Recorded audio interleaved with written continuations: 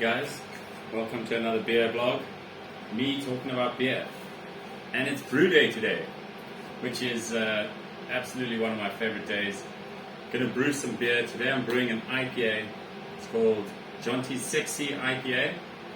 And IPA is far and away my favorite style of beer, and it's, in my opinion, the most difficult beer to brew correctly.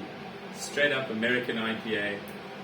What I find is that if you go around to different pubs and you go to bottle stores and you buy a lot of IPAs, 80% of the time you take a sip, you just get smacked in the face with this bitterness and this kind of burnt, molasses off kind of flavor.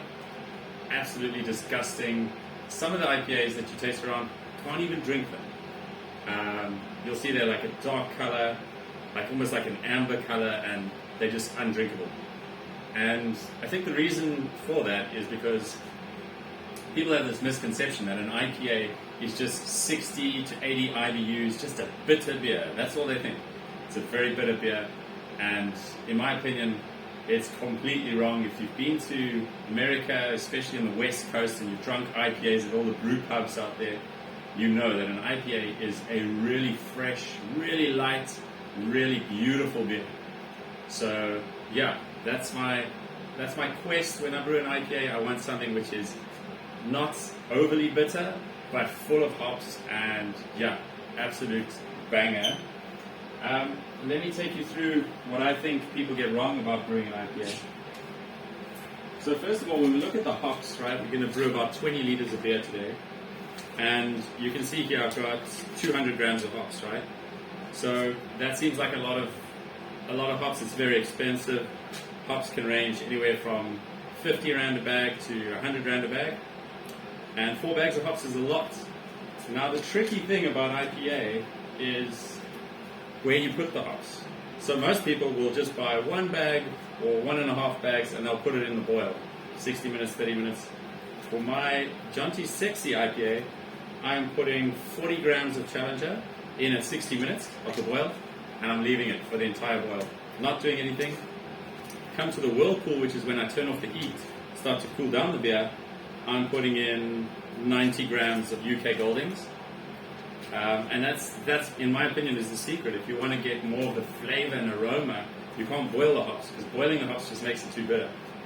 90 grams in there, and then I'm also going to put around 30 grams of Cascade in the whirlpool as well. So you can see that's going in the whirlpool, that's going in the actual boil, and then dry hopping, I've got another 50 grams, which is going to go into the dry hopping after about 4 days of fermentation.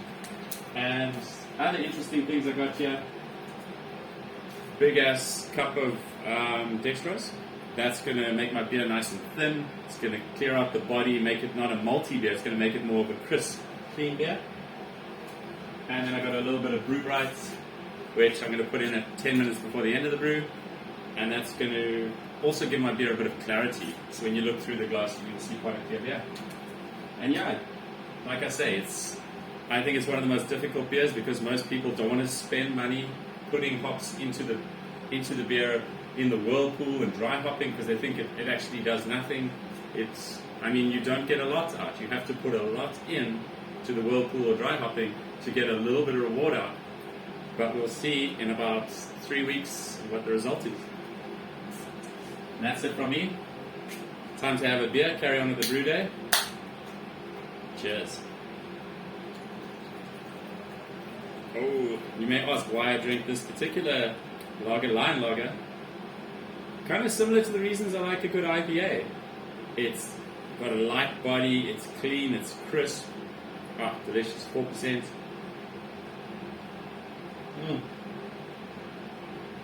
Ah, beautiful.